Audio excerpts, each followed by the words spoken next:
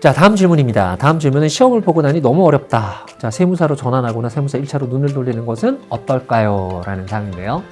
이 부분에 지금 답변드리기가 상당히 좀 조심스럽습니다.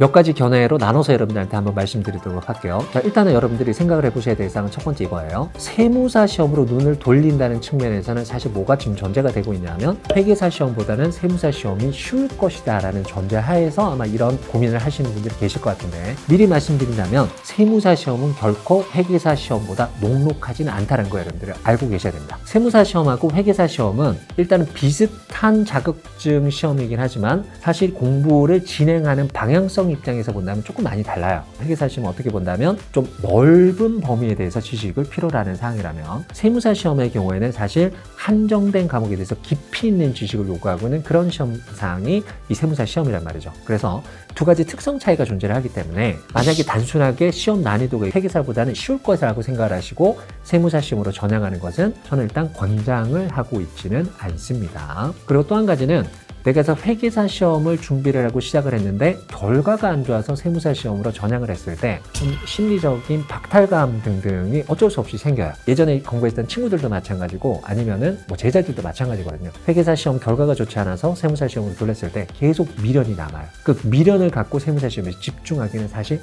쉽지가 않거든요. 그러니까 이런 부분들을 배제하고 여러분들 의사결정을 내려주셔야 되는 거고, 제가 세무사 시험으로 전향하는 것이 조금 너한테 맞다라고 조언을 하는 학생들이 있어요. 그런 학생들은 어떤 경우냐면 회계사 시험 과목하고 세무사 시험 과목의 특성 차이 때문에 사실 공부하고 있는 방향도 조금 다를 수밖에 없거든요. 사실 이제 회계사 시험에서는 좀 어떤 논리 구조를 해결해 나가는 좀 스마트함이 필요한 과목들이 있어요. 대표적인 게 이제 재무관리 뭐 이런 과목이에요.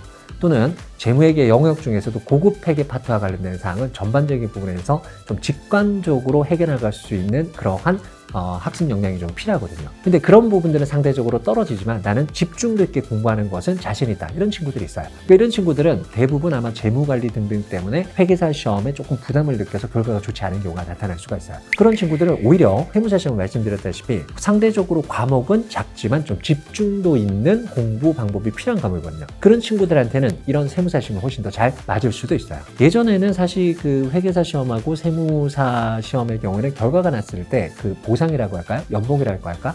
이런 부분에 좀 갭 차이가 많이 났었는데 요즘은 그렇지가 않잖아요. 세무사의 경우에도 상당히 그 보수가 좀 현실화가 됐고, 덧붙여서 회계사의 경우에는 회계 법인에서 좀 오랫동안 살아남아야 되는데 이게 너무 피라미드식이란 말이죠. 그 회계 법인에서 오래 살아남기가 사실 쉽지가 않은 상황입니다. 반면에 세무사의 경우는 시작할 때부터 세무법인에서 시작을 했더라도 결과적으로 자기 일을 하는 거죠. 그러니까 나중에 어떤 도태가 되거나 또는 경쟁이 발생을 했을 때 이 부분을 해결해 나가는 사항은 일찍부터 해결한 상태에서 시작을 하실 수가 있어요. 그러니까 이런 부분들을 다 골고루 여러분들 판단하신 다음에 세무사 시험으로 전향을 할지 말지에 대해서 결론 내리는 게 맞지, 단순하게 그냥 회계사 시험의 결과가 좋지 않아서 세무사 시험으로 얘를 전환해 볼까라는 사항은 좀 신중하게 고민하실 필요가 있을 거라고 생각이 들어요.